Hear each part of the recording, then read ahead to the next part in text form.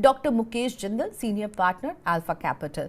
Thank you so much doctor Jindal, आज आपने वक्त निकाला हमारे लिए। सबसे पहले तो हम बात करेंगे कि जो फाइनेंशियल ईयर बीत चुका है उसका जो आखिरी महीना रहता है यानी कि मार्च, इसमें हम देखते हैं कि जीवन बीमा कंपनियों के कारोबार में ज़बरदस्त बढ़त आ जाती है। सभी लोग जो हैं वो बीमा खरीदना चाहते हैं। मार्च महीने में ये जो पूरा जोर रहता है बीमा खरीदने में, इसके आप पीछे आप क्या वजह देखते हैं और इसका कितना फायदा आप देखते हैं कंपनियों को होता है? देखिए, मार्च का जो महीना होता है ये नॉर्मली बहुत हेक्टिक रहता है एंड इसमें आपने सही कहा कि इंश्योरेंस के प्रीमियम की सेल्स बहुत ज्यादा होती है और इसके दो कारण रहे हैं इस बार। पहला तो हमें पता ही है कि टैक्स सेविंग के लिए जो सेक्शन 80C है, आप उसमें 1.5 लाख कर सकते हैं टैक्स बचाने के लिए। तो लोग इंडिया में लास्ट मोमेंट पे करते हैं। तो मार्च में हर साल की तरह इस बार भी काफी लास्ट मोमेंट पे इंश्योरेंस पॉलिसीज खरीदी गई, तो वो तो रहा ही। बट इस बार कुछ स्पेशल भी था। जो यूनियन बजट था 2023, उसमें एक नई गाइडलाइंस आई है एंड जिसमें आपका जो इंश्योरेंस पॉलिसी में जो टैक्स लग रहा है उसमें काफी बड़ा चेंज आ रहा है। जैसे मैं आपको बताता हूं, अगर आप कोई इंश्योरेंस पॉलिसी खरीदते हैं, नॉन यूलिप पॉलिसी खरीदते हैं, तो उसकी मैच्योरिटी पे कोई टैक्स नहीं लगता है। बट बजट के हिसाब से 1 अप्रैल 2023 के बाद कोई भी पॉलिसी अगर ओवरऑल आप प्रीमियम दे रहे हैं जो आपका नॉन यूलिप है, 5 लाख से ऊपर जाएगा प्रीमियम, तो वो टैक्सेबल हो जाता है। तो ये विंडो था हमारे पास मार्च 2023 में, जब इंश्योरेंस कंपनीज ने इसका बहुत बड़ा फायदा उठाया। वो इन्वेस्टर्स के पास गए और उन्होंने बोला आप नॉन यूलिप पॉलिसी में करिए, मार्च से पहले आप कर देंगे तो आपको टैक्स फ्री मिलेगा।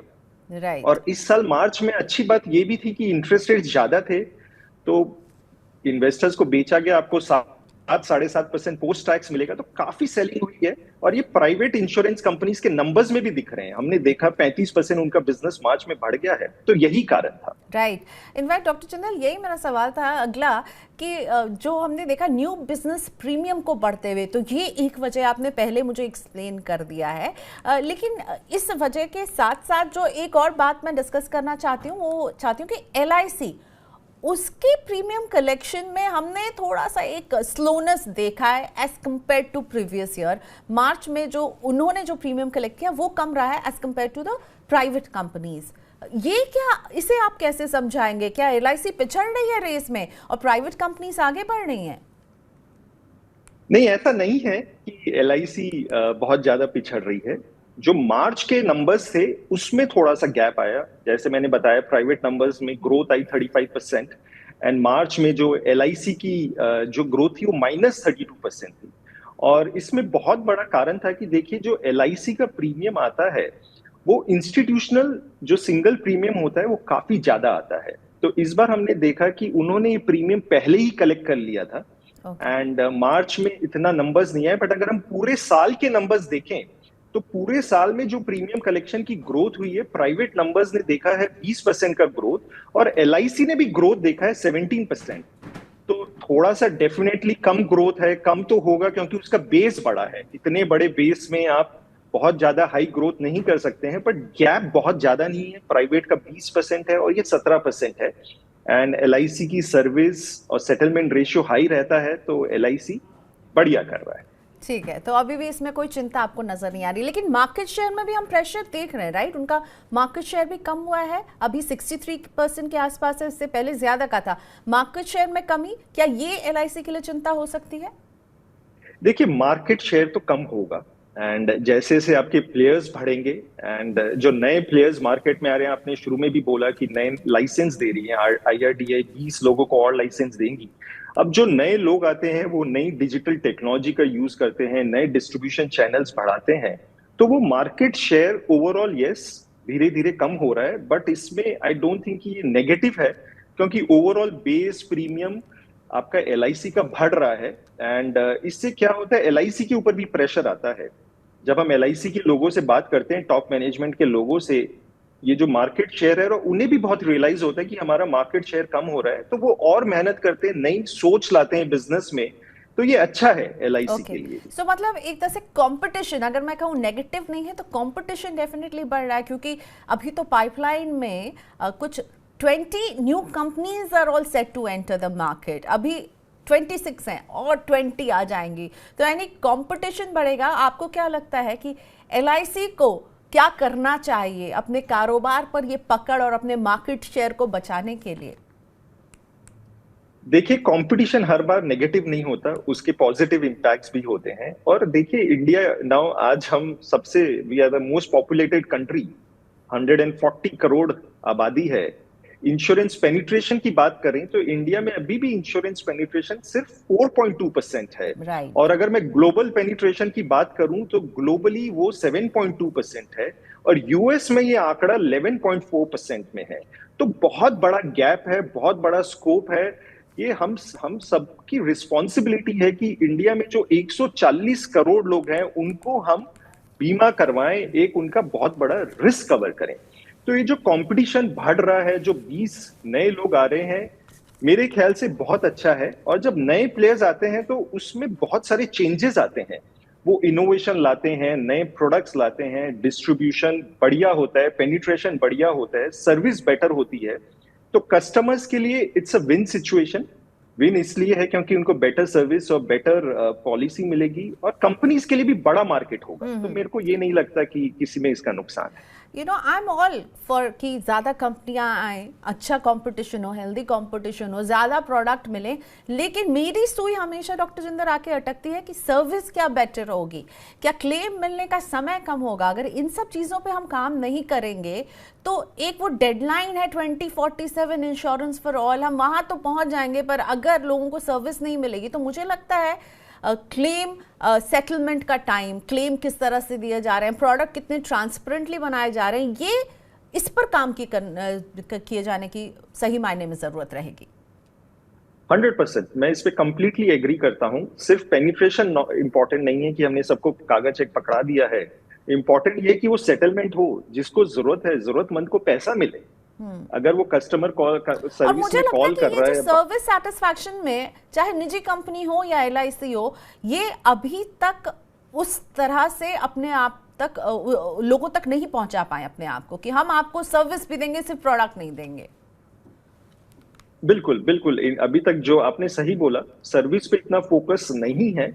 एंड मेरे को इसमें दो बातें लगती हैं। एक, रेगुलेटर का यहाँ बहुत बड़ा रोल प्ले करता है कि रेगुलेटर अगर पॉलिसीज वैसी बनाए कि आपका जो कस्टमर सर्विस रेशियो है वो कैसा है। अगर कोई ऑथोरिटी बनाए, ट्रैकिंग करें कि कोई भी कंप्लेन आ रही है, आप उसको कितने दिन में सेटलमेंट कर रहे हैं, आपका टर्न अराउंड टाइम कितना है, कस्टमर सेटिस्फेक्शन कैसा है। तो अगर रेगुलेटर्स पॉलिसी निकालें जो कस्टमर फोकस है, तो मेरे ख्याल से इसमें बदलाव आना चाहिए। दूसरा, कंपटीशन के हिसाब से जनरली हमने देखा है, जैसे म्यूचुअल फंड्स में या बाकी जहां प्राइवेटाइजेशन हुआ है, सर्विस लेवल्स इंप्रूव हुए हैं। तो जैसे से प्लेयर्स आएंगे, और जैसे नए जो प्लेयर्स आ रहे हैं, डिजिटल टेक्नोलॉजी लेके आ रहे हैं, डिजिटल टेक्नोलॉजी एडॉप्शन बहुत इंपॉर्टेंट है, क्योंकि उससे कस्टमर सर्विस बहुत बेटर होती है कम खर्चे में। तो मेरा अनुमान है, मैं तो बुलिश हूं, मेरे को लगता है कि कस्टमर सर्विस सब कुछ बेटर होगा, प्रीमियम भी नीचे आएगा। एंड जो हमारे रेगुलेटर है वो बहुत अच्छा काम कर रहे हैं और ग्लोबल स्टैंडर्ड्स पे हमें ला रहे हैं। जो हमारे प्राइम मिनिस्टर मोदी जी, उनका फोकस यही है कि एंड माइल तक हम पहुंचे। तो आई एम लेकिन श्योर मैं चाहूंगी कि कंपनियां जो इतना खर्चा कर रही हैं कि अच्छे प्रोडक्ट लाए, अपने आप को डिजिटल बनाए, उनको कस्टमर सर्विस पर भी ध्यान देना होगा। नहीं तो बात वही रह जाएगी कि पेनिट्रेशन के नाम पे परसेंटेज ऊपर चढ़ जाएगा, लेकिन अगर कस्टमर को सर्विस नहीं मिलेगी तो वो आपको पैसा नहीं देगा। लेकिन डॉक्टर जिंदर, लोग पैसा कहाँ दे रहे हैं? जो ये जो ताज़ा आंकड़े हैं प्रीमियम कलेक्शन के, वो दिखा रहे हैं कि सिंगल प्रीमियम पॉलिसी, इनका क्रेज काफ़ी बढ़ गया है। और हमने देखा कि इनका शेयर भी जो रहा है सिंगल प्रीमियम पॉलिसीज का, जो प्रीमियम कलेक्शन रहा है, 80% को ऑलमोस्ट टच कर चुका है। इसके पीछे आप क्या वजह देख रहे हैं? ये पॉलिसी किन लोगों के लिए सही रहती है, इस पर भी थोड़ा सा एडवाइस दीजिए, और क्यों सिंगल प्रीमियम पॉलिसी पसंद की जा रही है? देखिए, अगर हम ओवरऑल पिक्चर में देखें तो यस, सिंगल प्रीमियम हमें दिखेगा कि बहुत बड़ा आंकड़ा है, बट जब अगर आप उसको तोड़ेंगे इंडिविजुअल और ग्रुप के प्रीमियम पे, तो अब हम देखेंगे कि इंडिविजुअल लेवल पे जो नॉन सिंगल पॉलिसी है उनकी पेनिट्रेशन बहुत ज्यादा है, उनकी सेल्स ग्रोथ ज्यादा है, नंबर ऑफ पॉलिसी जो बिक रही है वो ज्यादा है।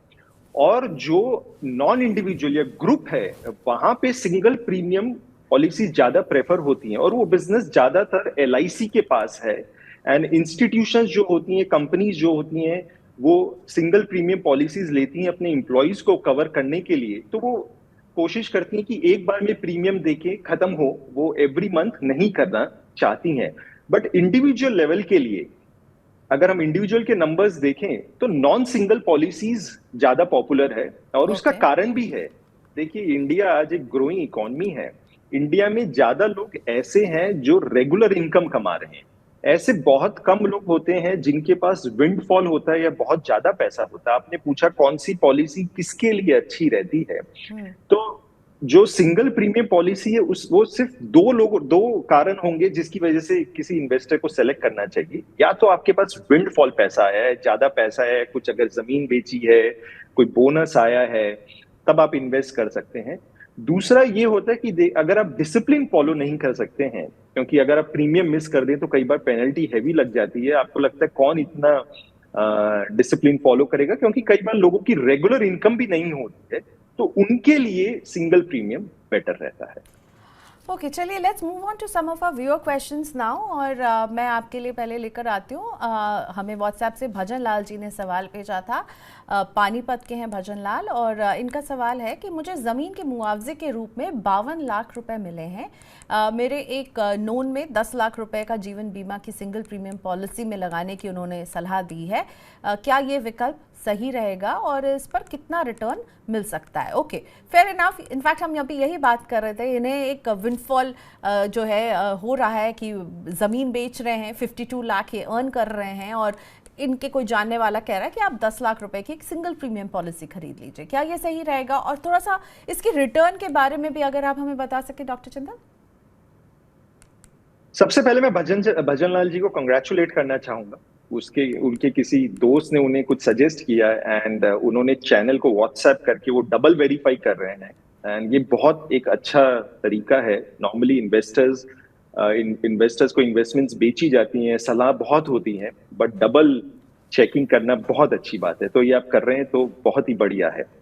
अब मैं आपका अगर इसमें एडवाइस करूं, देखिए इसमें दो तीन बातें बहुत इंपॉर्टेंट हैं जो क्लैरिटी नहीं है आपके क्वेश्चन में। तो पहली बात तो ये है लिक्विडिटी। जब आप एक इंश्योरेंस पॉलिसी में खरीदते हैं, यूलिप में या नॉन यूलिप में, आपका पैसा ब्लॉक हो जाता है, उसमें लिक्विडिटी नहीं रहती है। जैसे अगर आप यूलिप में करो, जो कि यूनिट लिंक्ड इंश्योरेंस प्लान्स होते हैं, उसमें मिनिमम आपका जो टेन्योर होता है वो 5 इयर्स का रहता है। अगर उससे पहले आप विड्रॉ करेंगे तो बहुत एग्जिट चार्जेस रहते हैं। तो आप इंश्योरेंस में लमसम इन्वेस्ट करिए, कोई भी पॉलिसी खरीदिए जब आपको विजिबिलिटी है कि आपको 5 साल तक पैसे की जरूरत नहीं है। तो अगर आप 5 साल से ज्यादा का पैसा है तो आप इंश्योरेंस लीजिए। और विद इन इंश्योरेंस मैं आपको सजेस्ट करूंगा कि आप यूलिप पॉलिसी खरीदिए, क्योंकि यूलिप के अंदर जो हमारे रेगुलेटर है उन्होंने काफी चेंजेस किए हैं। उसमें खर्चे कम हो गए, कॉस्ट कम हो गई है, तो रिटर्न आने की चांसेस ज्यादा है। अब सवाल आता है रिटर्न का। देखिए, रिटर्न डिपेंड करता है आप रिस्क कितना ले सकते हैं। रिस्क से मेरा मतलब है आप कितना कंफर्टेबल है पॉलिसी की वैल्यू ऊपर नीचे हो रही है। अगर आप कंफर्टेबल हैं, आपको लगता है 5-10 साल के लिए पैसा है, रिटर्न ज्यादा है तो बेटर है, तो उस हिसाब से आप उसमें इक्विटी बेस्ड इन्वेस्टमेंट सेलेक्ट कर सकते हैं। जैसे यूलिप में आपके पास ऑप्शन होता है कि आप उसमें कितना परसेंट किस में रखना चाहेंगे। इक्विटी में जो स्टॉक मार्केट में करता है उसमें कितना करना चाहेंगे, या आपको लगता है कि नहीं जो डिपॉजिट टाइप के, बॉन्ड्स टाइप के जो फिक्स्ड इंटरेस्ट आ रहा है 6-7%, उसमें भी आप बढ़ा सकते हैं। अगर आपका रिस्क प्रोफाइल आपको लगता है सेफ है तो आप उसमें कंजर्वेटिव प्रोफाइल ऑप्ट कर लीजिए। तो उस केस में आपको रिटर्न 6-7% आ जाएंगे।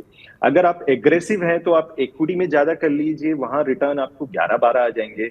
और मॉडरेट है, बीच का रास्ता रखना चाहेंगे, क्योंकि 5 साल भी है, मेरी आपको राय होगी क्योंकि वैसे ही 5 साल तक पैसा नहीं मिलना, तो आप मॉडरेट ऑप्ट करिए, उसमें डायनेमिक एलोकेशन होता है कि वो इक्विटी डेट में मैनेजर चेंज करता रहेगा पैसा, उसमें आपको 10-11% रिटर्न मिल सकता है। तो एक यूलिप प्लान अच्छा होगा भजन लाल जी के लिए। पर doctor Jindal, correct me if I am wrong, कि अगर यूलिप में ये इन्वेस्ट करते हैं, एक यूलिप प्लान खरीदते हैं, तो उसमें भी एक कैपिंग सरकार ने पहले ही रखी है कि 2.5 लाख से ज्यादा का प्रीमियम होगा तो शायद उसकी मैच्योरिटी की रकम पर इनको टैक्स देना पड़ेगा। करेक्ट। अगर 2.5 लाख तक का वो इंश्योरेंस प्रीमियम देते हैं साल में, तो वो जो मैच्योरिटी प्रोसीड्स है वो एक मतलब जब भी वो मैच्योर करेंगी तो उसमें कोई टैक्स नहीं लगेगा। तो आप ये भी कर सकते हैं, नॉन सिंगल प्रीमियम आप इंश्योरेंस पॉलिसी ले सकते हैं, और 2.5 लाख तक के प्रीमियम अगर आप करेंगे 4 साल में या 5 साल में 12.5 लाख जाएंगे तो आपको टैक्स नहीं लगेगा। बट अगर आपको लगता है कि अगर मैं 2.5 लाख की प्रीमियम लूंगा तो मैं बाकी 7.5 लाख कहाँ इन्वेस्ट करूं, मैं अगर उसे एफडी में भी डालूंगा वहां भी टैक्स लगना ही है, तो आप यहां भी कर सकते हैं 10 लाख, क्योंकि टैक्स अगर क्योंकि बाकी पैसा फिर वो 4 साल के लिए ब्लॉक होगा, धीरे धीरे 2.5 लाख करेंगे। तो अगर आप चाहते हैं कि नहीं 10 लाख आपको करना है तो आप लमसम करिए, और अगर टैक्स का फोकस करना है तो 2.5 लाख करके आप कर सकते हैं। ग्रेट, तो एक पूरा स्ट्रैटेजी जो है आपको दे दिया है यहाँ पर सर ने। चलिए श्रुति राय का सवाल एक ले लेते हैं। श्रुति ने हमें लिखा है कि मैं 20 साल के लिए 10 लाख रुपए की सम एश्योर्ड की जीवन बीमा पॉलिसी है उनके पास, और प्रीमियम भरते हुए 12 साल उन्हें हो चुके हैं। अब मुझे बेटी की पढ़ाई के लिए 2 लाख रुपए की ज़रूरत है, क्या मुझे इस पॉलिसी पर लोन मिल सकता है? ये श्रुति बहुत ही इंपॉर्टेंट क्वेश्चन है, और ऐसे ही प्रॉब्लम्स इंश्योरेंस पॉलिसी होल्डर्स के पास आती रहती है, क्योंकि वो पैसा ब्लॉक हो जाता है और लिक्विडिटी होती नहीं है। इस सवाल में पूरी इंफॉर्मेशन नहीं मिली है। जैसे आपने बताया सम इंश्योर्ड है, सम इंश्योर्ड होता है जब कोई पॉलिसी होल्डर एक्सपायर कर जाता है तो डेथ के टाइम में वो पैसा मिलता है। इसके अलावा एक पॉलिसी वैल्यू भी होती है कि अगर डेथ नहीं हो, मैच्योरिटी पे हम विड्रॉ करें तो पैसा हमें मिल जाता है। इसमें क्लैरिटी ये नहीं है कि ये यूलिप है या नॉन यूलिप है, क्योंकि यूलिप में आप पैसा 5 साल बाद विदाउट एनी सरेंडर चार्ज निकाल सकते हैं, और नॉन यूलिप में आपको एंड तक होल्ड करना पड़ेगा। तो सबसे पहले श्रुति जी आप चेक करिए कि यूलिप है या नॉन यूलिप है। आप चेक करिए, अपनी पॉलिसी के कागज में पीछे लिखा होगा कि सरेंडर चार्जेस क्या है। अगर सरेंडर चार्जेस नहीं है या बहुत कम है तो आप उसे विड्रॉ कर लीजिए, एंड उसमें कोई पेनल्टी नहीं लगेगी। अगर आपके उसमें सरेंडर चार्जेस बहुत ज्यादा है, कई बार इंश्योरेंस जो नॉन लाइफ एंडोमेंट पॉलिसीज होती है उसमें पेनल्टी बहुत ज्यादा होती है, तो फिर उसमें सरेंडर करने का फायदा नहीं होगा। उस केस में अगर आप बाकी कहीं से निकाल सकते हैं पैसा निकालिए। अगर आप लोन लेना प्रेफर करेंगे तो लोन का रेट 10 से 11% पे आपको मिलेगा। डिपेंड करता है पॉलिसी आपने कहाँ से ली है। आप LIC से लिए तो LIC वाले भी लोन दे देते हैं, या प्राइवेट कंपनीज भी होती हैं जो लोन देती हैं। तो इसमें आप ये मान के चलिए इंटरेस्ट पे पैसा मिलेगा तो आपकी कॉस्ट आएगी 10-11%। हम ये भी उम्मीद करें कि भाई अगर आपका एंडोमेंट पॉलिसी है वहां 5-6% कमा लोगे, यहाँ 10-11 दोगे तो ओवरऑल कॉस्ट 4-5% साल की बैठेगी। तो बेटर है आप चेक कर लीजिए, सरेंडर चार्जेस अगर कम है तो निकाल लीजिए, या फिर कुछ और बेच सके तो बेचिए। लास्ट केस में आपको रिकमेंड करूंगा लोन लेने के लिए। Alright, thank you so much doctor Jindal. इस सवाल के साथ आपको थैंक यू कहने का भी वक्त हो गया है। आपसे बातचीत करके अच्छा लगा, बहुत सारी बातें आज हमें पता चली हैं। धन्यवाद आपका। फिर मुलाकात होती है इंश्योरेंस सेंट्रल में आपसे। इसी के साथ इंश्योरेंस सेंट्रल के आज के इस सेशन को हम यहीं पर रैप अप करते हैं। देखते रहिए मनी 9। बीमा से जुड़ा कोई भी सवाल हो तो आप हमसे संपर्क कीजिए। हमारे व्हाट्सएप नंबर्स के जरिए आप भेज सकते हैं अपने सवाल, और अपने सवाल को आप जितने डिटेल में लिखेंगे हमारे एक्सपर्ट उतने अच्छे से उसका जवाब देंगे।